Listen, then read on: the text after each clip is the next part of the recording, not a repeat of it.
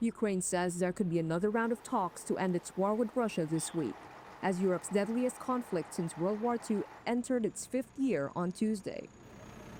Several rounds have already taken place as Washington seeks to mediate an end to the conflict.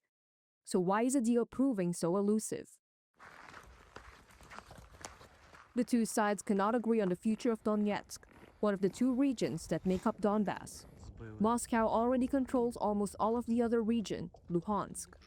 Russian President Vladimir Putin is demanding that Ukraine withdraw from the 20% of Donetsk it doesn't yet control. But Ukraine President Volodymyr Zelensky rejects any such move. While Moscow insists Donetsk belongs to Russia's historical lands, international recognition remains firmly with Ukraine. Samir Puri is an expert on the conflict at King's College London. The Russians want the Ukrainians to voluntarily cede those territories in Donetsk in particular.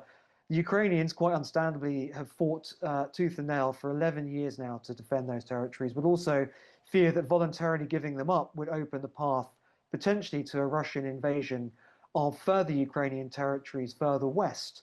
The draft plan sketches out security guarantees and economic support for Ukraine, along with a monitored non-aggression framework with Russia. It leaves Kiev's current troop levels and its path to EU membership intact. But key issues, including the fate of Donetsk, how to run the Zaporizhia nuclear plant, and who would oversee any demilitarized zones, remain unresolved.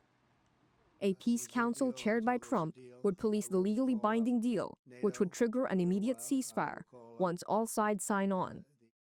Zelensky says Washington proposes turning Donbass into a demilitarized free economic zone, with neither Russian nor Ukrainian troops stationed there.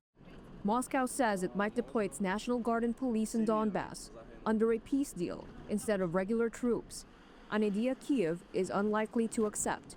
Zelensky said in December that the U.S. has not yet decided who should administer the region. The White House hasn't commented on the details. Zelensky says he has no mandate to give up Ukrainian land, as the Constitution requires a referendum for territorial changes. U.S. President Donald Trump has pushed back on the idea that a referendum would be needed, saying he expects some land swapping to happen. In the war's first year, Ukraine managed to push Russian forces back from the outskirts of Kiev and reclaimed much occupied territory. But the following year, its counteroffensive failed. Since then, Russia has been slowly but steadily advancing along the 750-mile front. However, Ukraine's commander-in-chief said Monday that his forces have recently restored control over more than 150 square miles of territory along the southern front line. Reuters was not immediately able to confirm the claim, and there was no immediate response from Moscow.